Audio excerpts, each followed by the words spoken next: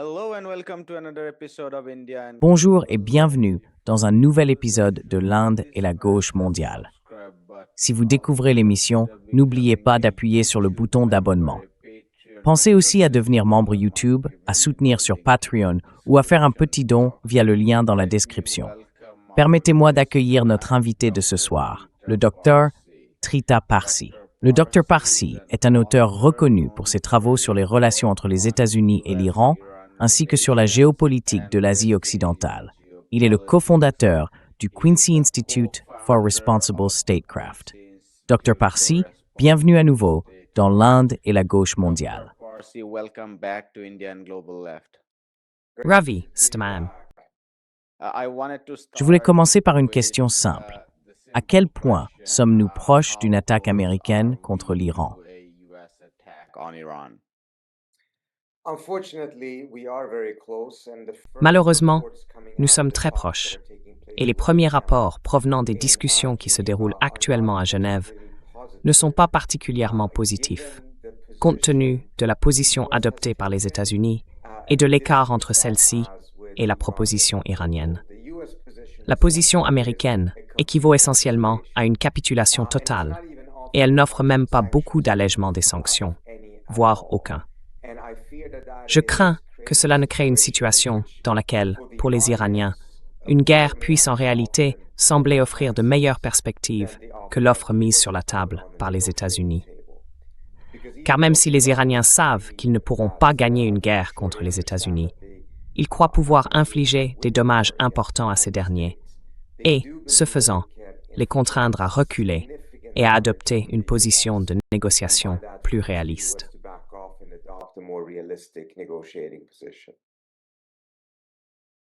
I want to take a step back and Je voudrais prendre un peu de recul et vous demander de décrire pour nos téléspectateurs pourquoi les États-Unis veulent-ils attaquer l'Iran? Parce que, dans les médias traditionnels, la question est présentée comme si elle ne concernait que le programme nucléaire iranien, comme s'il ne s'agissait que de l'enrichissement zéro de l'Iran contre les sanctions. Mais nous savons, comme l'a clairement indiqué le secrétaire d'État Marco Rubio, qu'il s'agit aussi du programme iranien de missiles balistiques. Et cela pourrait aller bien au-delà, parler de changement de régime, entre autres. Alors, si vous pouviez expliquer cela à nos téléspectateurs, pourquoi les États-Unis veulent-ils attaquer l'Iran? Why does the US want to attack Iran? Eh bien, je pense qu'à ce stade, il est assez clair que, sans la pression du gouvernement israélien, les États-Unis ne se trouveraient pas dans cette situation aujourd'hui. Trump a attaqué l'Iran en juin de l'année dernière à la suite de pressions israéliennes. Il a déclaré avoir anéanti le programme. Maintenant, il revient à la charge, affirmant qu'ils ont un programme d'armes nucléaires, après la visite de Netanyahou avec lui le 29 décembre. Ainsi, les Israéliens poussent constamment les États-Unis à entrer en guerre contre l'Iran, que le prétexte soit le programme nucléaire, les missiles balistiques ou les manifestations. Il y a une pression constante de la part des Israéliens pour que les États-Unis éliminent militairement l'Iran et offrent à Israël un paysage moyen-oriental très différent, où sa domination souhaitée ne pourrait plus être mise en cause par aucune puissance significative de la région. And what is beyond Et qu'y a-t-il au-delà du lobby pro-israélien? Je veux dire la machine impériale américaine. Je pense aux sous-traitants militaires, à l'appareil de renseignement très actif dans la région depuis longtemps, aux positions idéologiques des faucons anti-Iran, et ainsi de suite. Est-ce que tout cela compte aussi au-delà du lobby pro-israélien? Does that matter as well over and above the Israel lobby? Certainement, cela compte vraiment. Mais sans la pression du lobby pro-israélien, je ne pense pas que cela aurait conduit à l'affrontement que nous connaissons aujourd'hui. Il est également important de garder à l'esprit que le complexe militaro-industriel veut des guerres qui durent longtemps, mais pas des guerres que les États-Unis perdent militairement. L'Afghanistan a été une véritable manne pour eux, et ils étaient tout à fait satisfaits de la faire durer pendant des décennies. Mais avec l'Iran, c'est une toute autre histoire. C'est une véritable puissance militaire.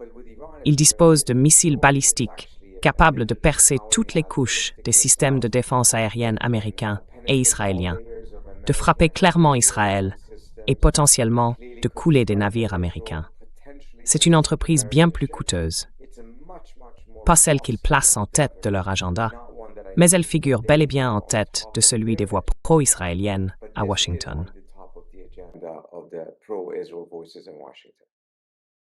Le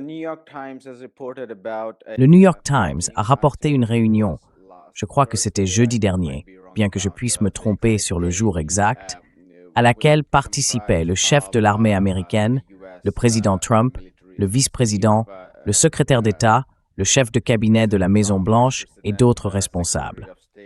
Ils ont discuté des résultats et des implications plus larges de la guerre. Ma question est la suivante. Pensez-vous qu'il existe un consensus parmi les élites dirigeantes aux États-Unis concernant une attaque américaine contre l'Iran?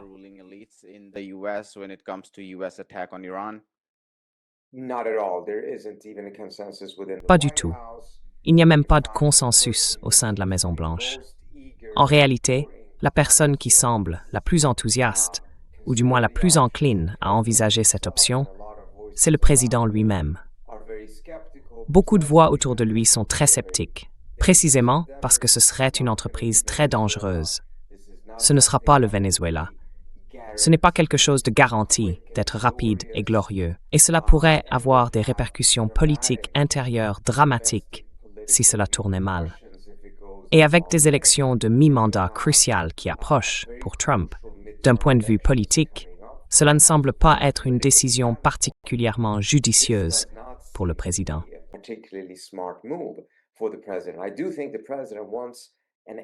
Je pense que le président cherche une porte de sortie, qu'il veut trouver un moyen de se retirer tout en déclarant la victoire. C'est évidemment embarrassant d'avoir déployé la moitié de l'armée de l'air américaine et un tiers de la marine américaine dans la région pour n'en rien obtenir. Je pense donc qu'il cherche une issue qui lui permette de proclamer une victoire.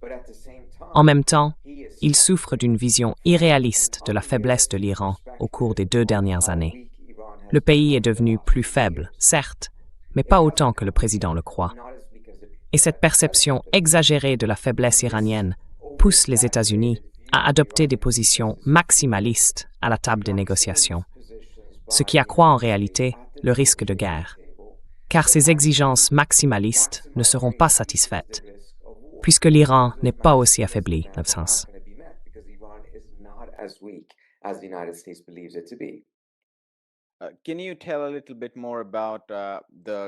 Pouvez-vous nous en dire un peu plus sur les types de ripostes ou de forces dont dispose l'Iran? Nous connaissons les programmes de missiles balistiques et nous avons également vu des démonstrations concrètes de drones iraniens dans le cadre du conflit OTAN-Russie en Ukraine. On parle aussi des alliés de l'Iran, notamment en Irak, mais aussi dans d'autres régions. Alors, quel type de riposte l'Iran pourrait-il avoir face à une attaque américaine?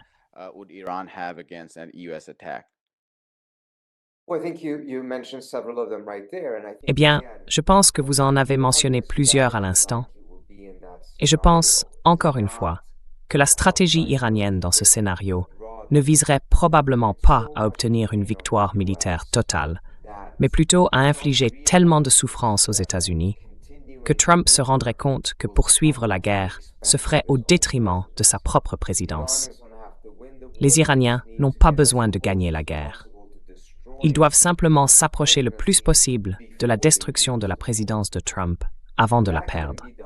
Et cela peut être fait, selon eux, en ripostant contre des navires américains, des bases américaines, des cibles vulnérables si nécessaire, des installations pétrolières dans tout le golfe Persique et potentiellement en fermant le détroit d'Ormuz, ce qu'ils peuvent faire plus facilement aujourd'hui avec des missiles plutôt qu'avec des mines. Et en plongeant, dans une certaine mesure, l'économie mondiale dans la crise. L'inflation du carburant, les prix du pétrole, tous ces éléments imposeraient un coût politique considérable à Trump. In addition to a military cost that I think En plus du coût militaire, qui, si la prédiction ou l'évaluation iranienne s'avère correcte, représenterait quelque chose que les États-Unis n'ont jamais connu, pas même en Irak ou en Afghanistan. L'idée est de montrer que, oui, en fin de compte, l'Iran pourrait perdre la guerre, mais que cela aurait un coût si élevé pour les États-Unis que cela n'en vaudrait pas la peine. Je pense que les Iraniens fondent cela, dans une certaine mesure, sur l'expérience des Houthis. Car Trump a déclenché cette guerre inutile contre eux lorsqu'il tirait des missiles sur des navires, essayant de faire pression sur les Israéliens pour qu'ils mettent fin au génocide à Gaza.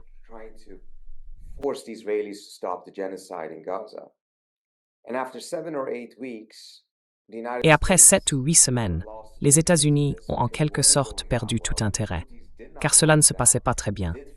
Les Houthis ne se sont pas retirés, ils ont riposté, et il a simplement laissé tomber, déclaré la victoire, et même félicité les Houthis. Maintenant, l'erreur potentielle que les Iraniens commettent ici, c'est que les Houthis n'ont en réalité jamais réussi à tuer un soldat américain. Ils n'ont jamais réussi à toucher un navire américain. S'ils l'avaient fait, s'il y avait eu 50, 100, 250 soldats américains morts, nous ne savons pas comment Trump aurait réagi à un tel scénario.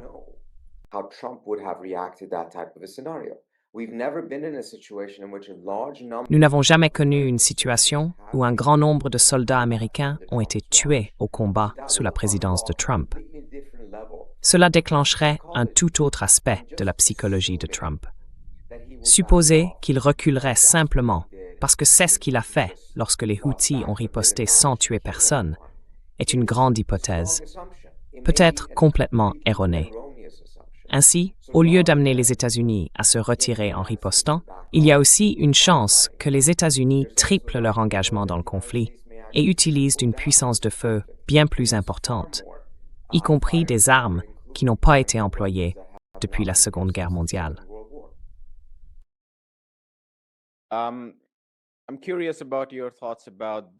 Je suis curieux de connaître ton opinion sur la nature même de l'attaque. Je veux dire, tu as dit qu'en réaction à la riposte de l'Iran, ils pourraient tripler leurs efforts.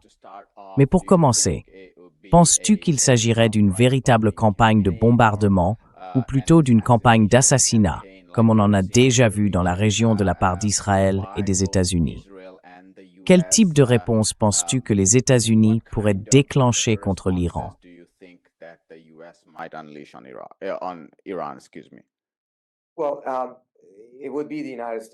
Eh bien, il est fort probable que ce soit les États-Unis qui initient le conflit et que l'action iranienne en soit une réponse. La question est de savoir à quoi ressemblerait l'attaque américaine initiale. Viserait-elle les installations pétrolières? S'en prendrait-elle aux principaux décideurs et chefs militaires? Frapperait-elle uniquement les sites nucléaires et les missiles balistiques? Toucherait-elle tout cela à la fois? Chercherait-elle à provoquer l'effondrement complet de l'État? Ou tenterait-elle de renverser le régime sans faire s'effondrer l'État lui-même? Il reste encore incertain quelle voie les États-Unis emprunteraient, car je ne pense pas que les États-Unis aient encore pris cette décision.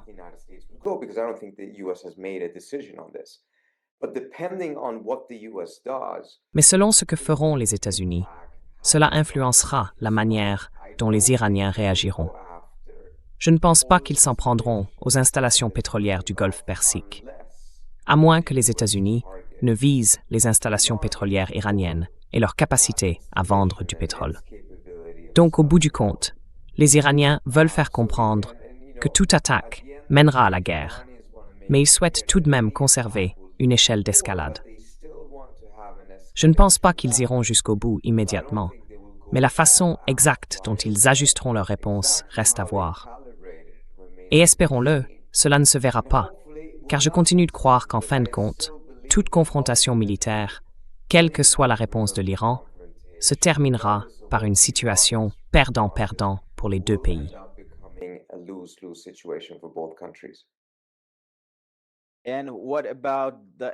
Et qu'en est-il des États arabes, en particulier les Émirats arabes unis, le Qatar et l'Arabie saoudite, qui sont des alliés traditionnels des États-Unis, mais ne semble manifester aucun intérêt pour une attaque américaine contre l'Iran. Pensez-vous qu'il dispose d'un levier ou d'une capacité de lobbying pour empêcher une telle attaque?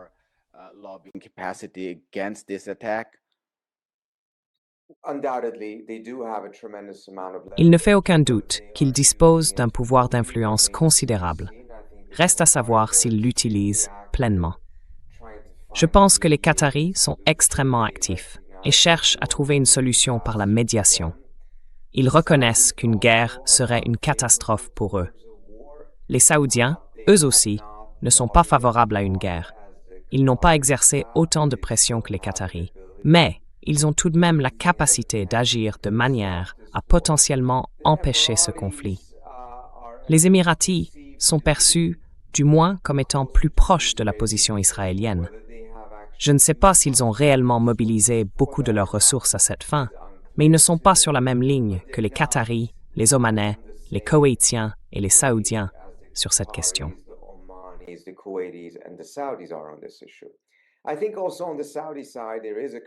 Je pense que du côté saoudien, il y a aussi une inquiétude. Si les États-Unis ne font rien après avoir déployé autant de puissance militaire dans le Golfe Persique et qu'ils ne s'en servent pas, cela encouragerait l'Iran d'une manière qui mettrait les Saoudiens mal à l'aise. Mais je pense, entre le fait de se sentir un peu inquiet à l'idée que l'Iran prenne un certain ascendant et celui d'affronter une guerre dans la région qui détruirait complètement leurs perspectives pour leur plan 2030, ils choisiraient tout de même une voie où les États-Unis ne partent pas en guerre, même si cela signifie que l'Iran gagne un peu d'assurance à court terme.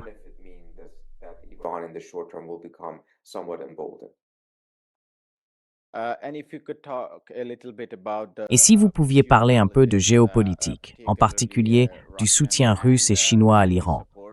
Nous avons constaté, lors de l'attaque de juin, qu'il n'y avait pas eu de soutien très direct. Du moins, c'est mon évaluation.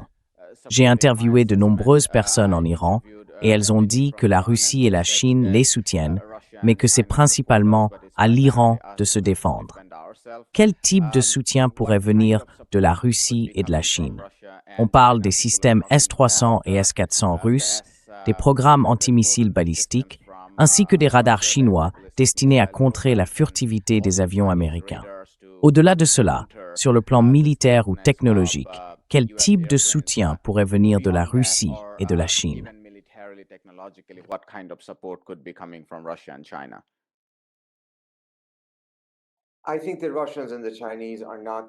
Je pense que les Russes et les Chinois ne vont pas fournir un soutien militaire si important qu'ils risqueraient de compromettre leurs propres relations avec les États-Unis de manière vraiment préjudiciable. La priorité de la Russie, bien sûr, reste l'Ukraine. Les Chinois font attention à ne pas accélérer la marche vers une quelconque confrontation avec les États-Unis. Mais il existe tout de même des niveaux en dessous de cela, des choses qu'ils semblent envisager, allant de la vente d'armes au soutien en matière de renseignement. Et il semble bien que les Iraniens utilisent déjà et ont tenté de faire savoir aux États-Unis qu'ils utilisent des renseignements provenant probablement de la Russie ou de la Chine.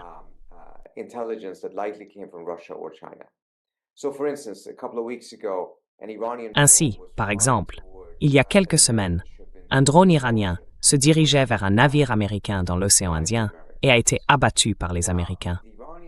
Or, les Iraniens n'ont pas la capacité de surveiller cette zone maritime, car ils ne disposent pas de satellites couvrant cette partie du monde.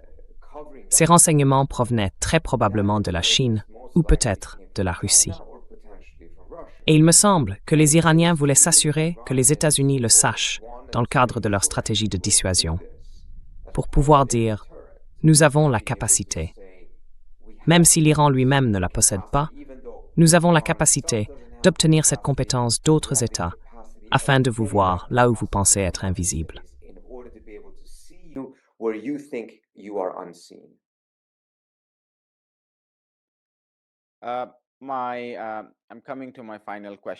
J'en arrive à mes dernières questions. Si nous devions éviter une guerre, s'il pouvait y avoir des négociations, pouvez-vous exposer certains des cadres qui pourraient convenir aux deux parties? nous avons entendu du côté iranien qu'il s'engage à un usage non militaire du programme nucléaire dans le cadre du TNP. Quel type de cadre pourrait être acceptable pour les deux parties? What kind of framework can be agreeable to both sides? Je pense que le cadre qui pourrait convenir aux deux parties serait celui dans lequel toutes les voies menant à l'arme nucléaire en Iran seraient complètement fermées. Les Iraniens pourraient procéder à l'enrichissement sur leur propre sol, mais soit par le biais d'un consortium, soit en fonction de leurs besoins. Il n'y aurait pas de constitution d'un stock d'uranium enrichi sur leur territoire. Les niveaux seraient inférieurs à ceux prévus par le JCPOA, et le nombre de centrifugeuses serait également inférieur à celui du JCPOA. Des éléments qui permettraient à Trump de dire qu'il a obtenu un meilleur accord qu'Obama, et qui permettraient aux Iraniens d'affirmer qu'ils ont maintenu leur position sur ce qu'ils considèrent comme leur droit souverain inaliénable, à savoir disposer de l'énergie nucléaire à des fins pacifiques.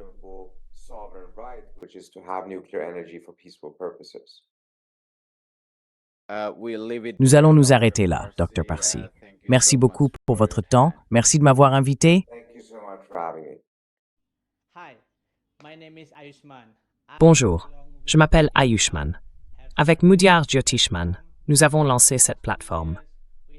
Au cours des 2 dernières années, nous avons essayé de créer du contenu pour les forces de gauche et progressistes. Jusqu'à présent, nous avons interviewé des économistes, des historiens, des commentateurs politiques et des militants.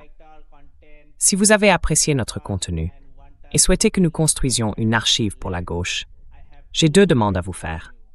Veuillez envisager de faire un don à cette cause. Le lien se trouve dans la description ci-dessous. Et si vous ne le pouvez pas, ne vous en faites pas. Vous pouvez toujours aimer nos vidéos et les partager avec vos camarades. Enfin, n'oubliez pas d'appuyer sur le bouton d'abonnement. Hit the subscribe button.